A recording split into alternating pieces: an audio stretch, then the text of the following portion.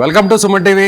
Jubilee hills ఉప ఎన్నికలు చాలా రసవత్తరంగా జరుగుతున్నాయి. ముఖ్యంగా ఇక్కడ స్థానికుడిగా ఉన్నటువంటి నవీన్ యాదవ్ ఈసారి కాంగ్రెస్ పార్టీ అభ్యర్థిగా పోటీ చేస్తున్నారు.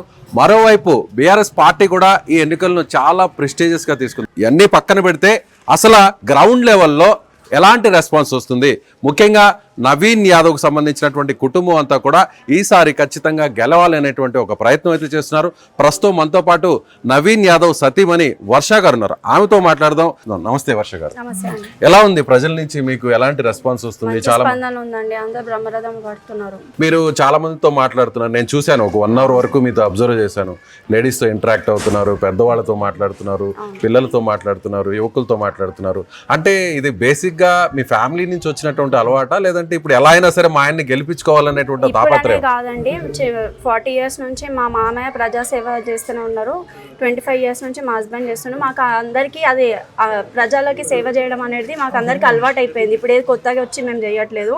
మేము అందరికీ ఇట్లా చూపించుకోవాలని అట్లా మాకు ఉండదు. మేము బ్యాక్గ్రౌండ్లో ప్రజాసేవలు చేస్తాం. మా మామయ్య మా హస్బెండ్ 40 ఇయర్స్ నుంచి వాళ్ళు ప్రజాసేవలే చేస్తున్నారు. ఎన్ని రోజులు తిరుగుతున్నారు మీరు? నామినేషన్ ఇచ్చిన నెక్స్ట్ డే నుంచి నేను స్టార్ట్ చేశాను. ఎక్కడెక్కడ తిరిగారు? జవహర్ నగర్, ఎస్పీఆర్ఎల్స్, రేమత్ నగర్, బోరబండ, షేక్పేట, వెంగళరావు నగర్, శ్రీనగర్ కాలనీ, యూసుఫ్గూడ. సో అన్ని బస్తీల పేర్లు చాలా స్పష్టంగా చెప్తున్నారు. అంటే మీకు ఈ ఏరియా మీద బాగా అవగాహన ఉందా? ఉందండి. ఎందుకంటే మా హస్బెండ్ తిరిగేవారు కదా, సో ఆయన ప్రతి ఒక్క ఏరియా పైన తనకి నాలెడ్జ్ ఉంది, ఎక్కడ ఏంది అనేది ఇంట్లో డిస్కస్ చేస్తుంటాడు కాబట్టి నాకు కూడా ఉంది.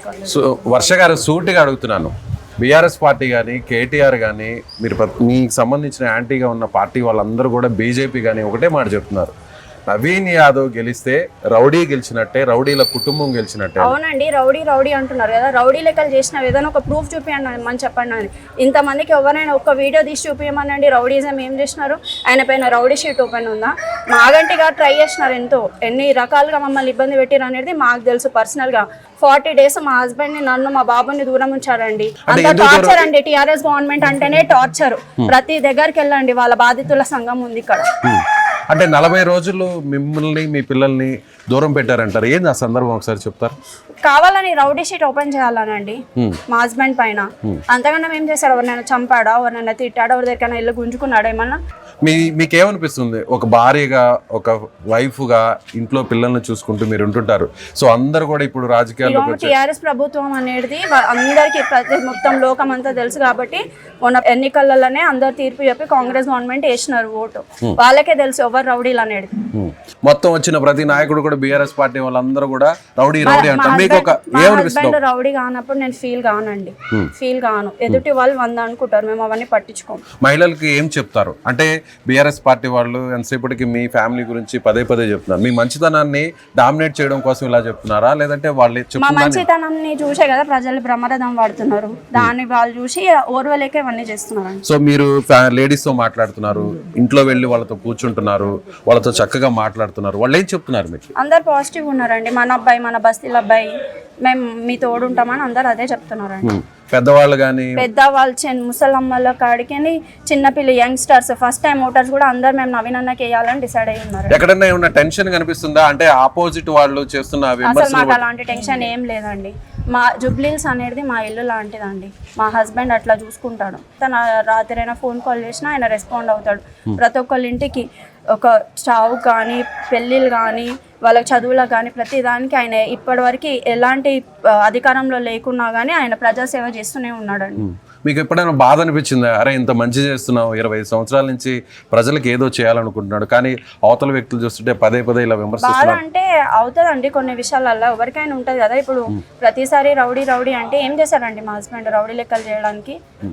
వాళ్ళ ఫ్యామిలీకి బాధ అనిపిస్తుంది కదన్న. ఊరికి ఎలా అంటుంటే అసలు ఇసుగుడలో నవీన్ పుట్టిండు, వాళ్ళ డాడీ కూడా ఇసుగుడలనే పుట్టిండు. లోకల్ వాళ్ళు ఇంత గరీబ్ వాళ్ళకి ఇంత సాయం చేస్తాడు ఎప్పటి నుంచో వాళ్ళ డాడీ.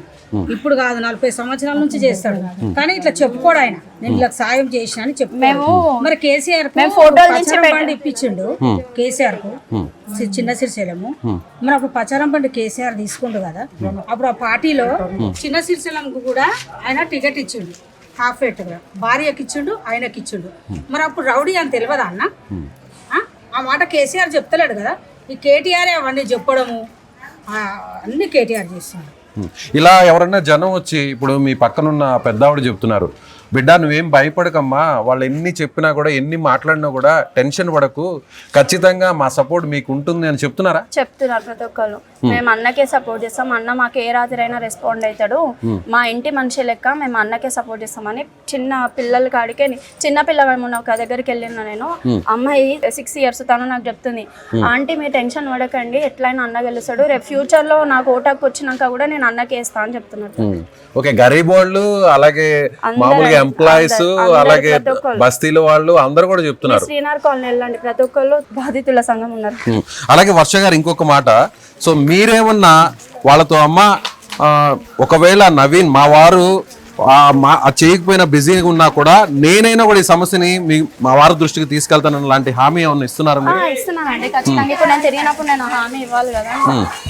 మీ దృష్టికి ఏమైనా వచ్చాయా? ఇక్కడ ఉన్న సమస్యలు చెప్తున్నారా మీకు?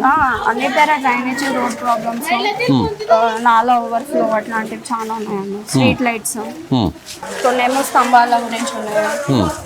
సో ఫైనల్ గా నవీన్ యాదవ్ గారి ఒక సతీమణిగా మీరు ఇప్పుడు జనంలో తిరుగుతున్నారు, దాదాపుగా 20 రోజుల నుంచి జనంలోనే ఉన్నారు. ఫైనల్ గా ఏం చెప్పదలుచున్నారు? ఓటర్లే మమ్మల్ని బ్రహ్మరథం వాడి స్వాగతిస్తున్నారని, ఎక్కడ ఇంటింటికి వెళ్ళినా అందరు హారతులతో, మంగళహారతులతో స్వాగతిస్తున్నారు. సో వాళ్ళని చూసి మీరే ఇంకా అర్థం చేసుకోవాలి, నవీన్ యాదవ్ గారు 50,000 మెజారిటీతో ఖచ్చితంగా గెలుస్తున్నారు. ఏ మాత్రం మీకు టెన్షన్ లేదు, ఏ మాత్రం భయం లేదు, సో కాన్ఫిడెన్స్ గా ఉన్నారు, చాలా కాన్ఫిడెంట్ గా ఉన్నారు. కాన్ఫిడెన్స్. రైట్ అండి, థ్యాంక్ యూ సో